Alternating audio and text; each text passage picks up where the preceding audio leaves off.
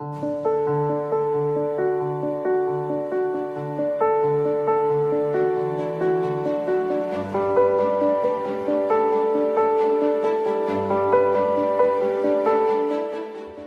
saludarlos esta mañana devocional.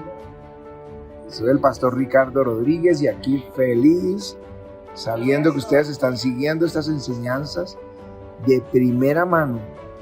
Usualmente los pastores lo comparten con uno de sus líderes y ellos a los siguientes y la tercera, cuarta generación se tergiversa el mensaje, pero ustedes reciben mensaje que viene directo del cielo al corazón del pastor. Así que aprovechen esta oportunidad de recibir esa palabra, de ser enseñados, ministrados, y así como prosperan en la fe, van a prosperar en todas las cosas. Jesús lo dijo: buscad primeramente el reino de Dios y su justicia, y todo lo demás vendrá por añadidura. Ustedes que están siguiendo este devocional están creciendo en la fe y las otras cosas van a venir, así que prepárense para crecer en todas las áreas de su vida. Muchísimas bendiciones a todos los que están aquí fieles en estos devocionales.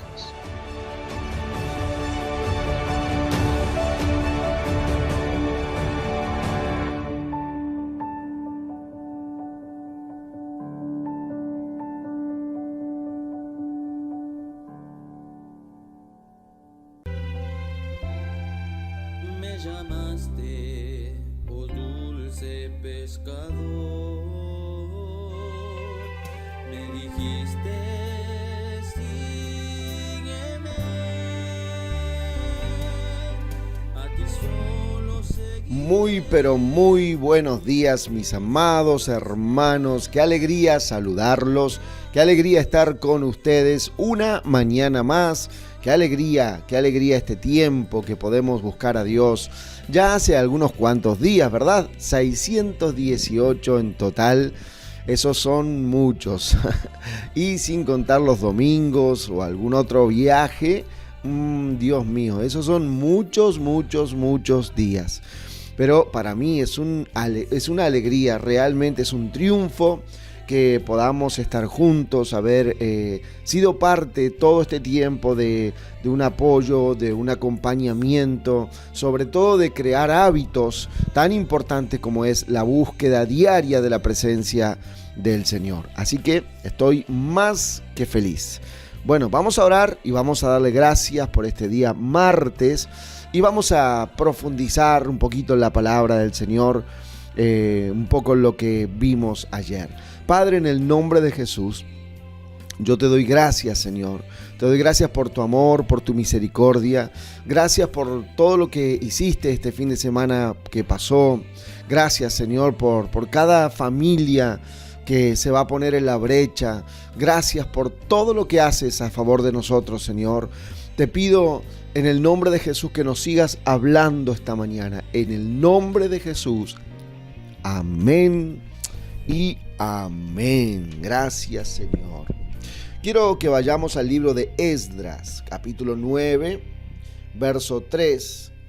Dice la escritura: cuando oí este asunto, rasgué mi vestido y mi manto, y arranqué pelo de mi cabeza y de mi barba, y me senté atónito.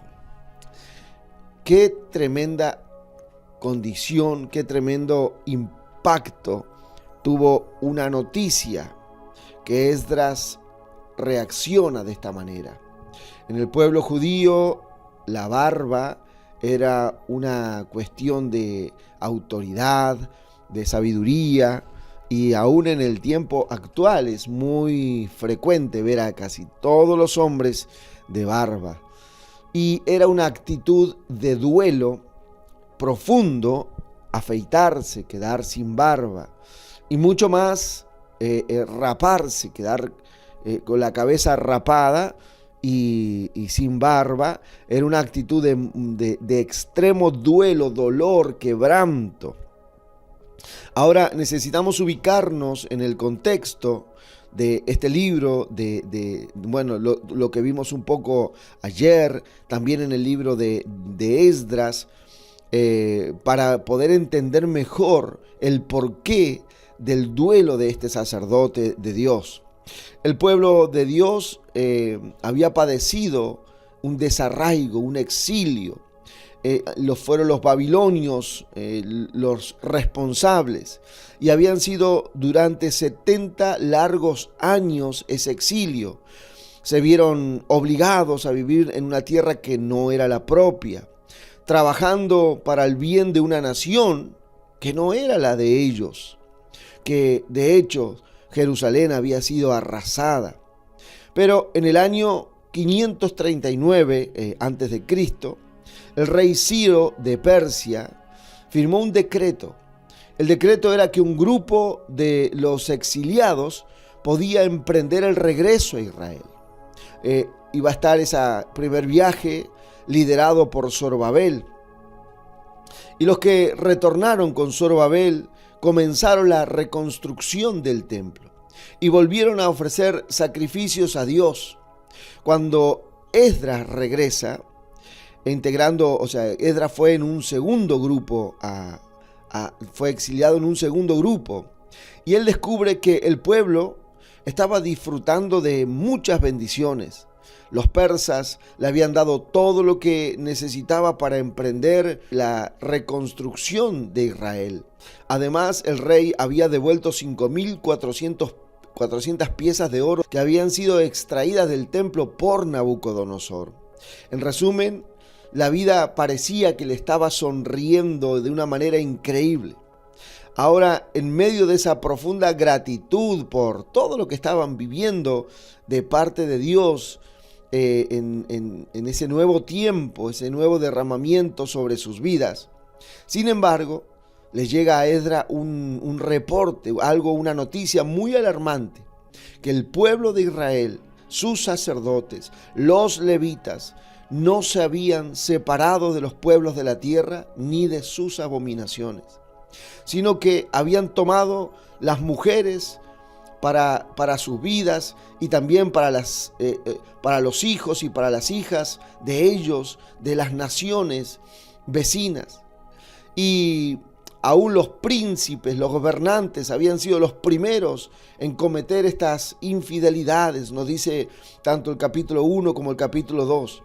La reacción de Esdras revela el gran dolor que él siente por esta noticia.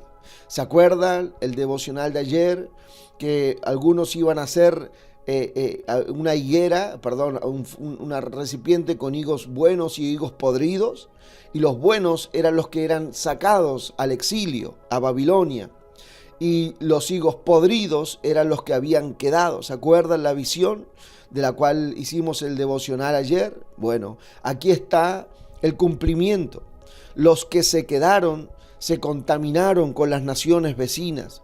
Los que se quedaron se corrompieron, se enredaron en relaciones que Dios no les permitía, casarse con hijos e hijas de las naciones vecinas, porque eso iba a hacer que terminaran adorando a dioses extranjeros, costumbres extranjeras, iba a desviar el corazón del pueblo. Y literalmente es lo que estaban viviendo. Y cuando Esdras entiende esto, es cuando se afeita, se rapa en esa señal de duelo, de luto extremo, porque todos los que habían quedado se habían contaminado. Sin embargo, Dios había apartado un remanente que, aunque parecía que estaban en algo tan feo como sin duda lo fue el exilio, pero sin embargo habían preservado su corazón para Dios, habían preservado sus costumbres, las que Dios había puesto en sus corazones. Y ellos tenían ahora esa gran responsabilidad de volver el pueblo a Dios una vez más, un pueblo corrompido, un pueblo que estaba mezclado con el mundo, con las demás naciones, como si fueran una más. Mis hermanos, ¿por qué les hablo de esto?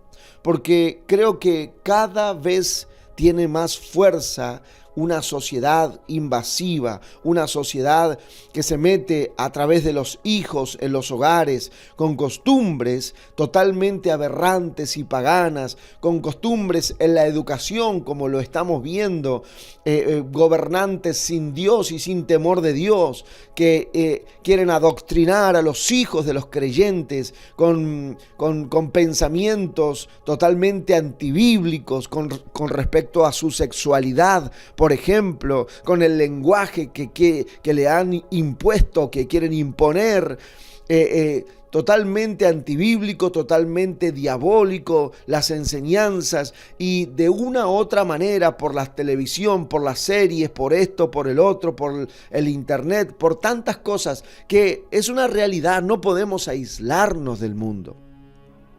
Pero sí tenemos que tener en claro que somos un pueblo llamado aparte del mundo. Tenemos que entender, porque nos puede pasar que sin darnos cuenta, como el pueblo que quedó, que no fue al destierro, que no fue desterrado, que se quedó, se mezcló sin darse cuenta. Y cuando vuelve Esdras y se entera lo que estaba pasando, es cuando tiene esta actitud de raparse la cabeza, de afeitarse y de mostrar ese luto profundo, porque la nación se había mezclado con las demás naciones de la tierra. Y ¿cómo aplicamos esto, pastor, a nuestra vida? Entendiendo que somos un pueblo aparte. Claro, convivimos con los demás. Claro, tenemos que mandar a nuestros hijos a las escuelas, pero nuestra enseñanza bíblica tiene que prevalecer. No puede metérsenos las costumbres de un mundo sin Dios, las costumbres de un mundo sin temor de Dios. No se nos pueden meter a la casa, no se nos pueden meter a la familia. Y fíjense qué increíble. La primer señal es que los hijos se comenzaron a casar con personas sin temor de Dios, sin Dios, con personas de otras naciones. Mire cómo el enemigo ataca a la fe de la familia para terminar, a la postre, terminar apartándolo por los hijos. Los hijos, y se enamoran de personas que no tienen temor de Dios, se enamoran de personas que nada tienen que ver con la fe, y cuando quieren acordarse, hay alianzas que no son de Dios, yugos desiguales. Mis hermanos, estamos en tiempos difíciles, y creo de todo corazón, sin pasarnos a la religiosidad, sin pensar que tenemos que vivir en una burbuja aislados del mundo, tenemos que ser muy celosos de la palabra de Dios en nuestras casas, muy celosos de llamar a lo bueno malo y a lo malo bueno, como lo llama esta sociedad, cuidar el lenguaje, cuidar los pensamientos de nuestra familia, cuidar la visión de la palabra de Dios en nuestras casas y cuidar los principios de la palabra de Dios. Que no se nos meta ni por nuestros hijos, ni por la moda, ni por lo moderno. Cuidemos, porque sin lugar a dudas aquellos que negocian, aquellos que permiten que de una u otra manera todo esto se meta en sus hogares, terminarán en gran dolor, viendo que perdieron su fe, esa fe que un día los llevó a quebrantarse, los llevó a buscar a Dios. Temamos por nuestras casas, temamos por nuestra familia, vivamos con temor de Dios, honremos a Dios en nuestras casas, que no perdamos principios importantes, ser agradecidos, dar gracias a Dios en cada alimento, en cada almuerzo, en cada cena, que no perdamos la búsqueda, la intimidad, el secreto, la lectura de la palabra, los principios de la palabra, y a lo que Dios llama bueno, llamarle bueno, y a lo que Dios llama malo, llamarle malo. Vamos a orar. Padre, yo te pido que seamos celosos de nuestras casas, Señor. Tú le mostraste la visión, los higos buenos y los higos malos. Y yo te pido, Señor, que podamos entender que tu plan era preservar, Señor, los principios de tu palabra en tu pueblo. Y yo creo, Señor, de todo corazón que tú quieres preservar, Señor, preservar a nuestras familias en la fe. Danos temor de Dios y danos celo por las cosas de Dios. Señor, yo te pido que levantes en medio de nosotros una generación temerosa de Dios. En el nombre de Jesús. En el nombre de Jesús. Amén. Mil disculpas si se alargó unos minutitos, pero hay cosas que están pasando allí afuera que no podemos callarlas, no podemos ignorarlas y debemos guardar nuestros hogares en el temor de Dios. Siempre te hablaré con un corazón de pastor, pero también con mucho amor y respeto por tu vida. Que el Señor te bendiga grandemente y mañana, en la mañana, 7 de la mañana, nos encontramos en otro devocional, solo si Dios quiere. Me llamaste mi Señor y a ti solo oiré.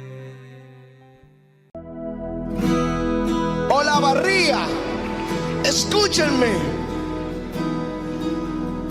Tú eres pequeña a tus propios ojos, pero Dios te dice: yo te haré grande en mi reino. Olavarría, tierra de fuego, tierra de gloria, tierra de avivamiento. Aleluya.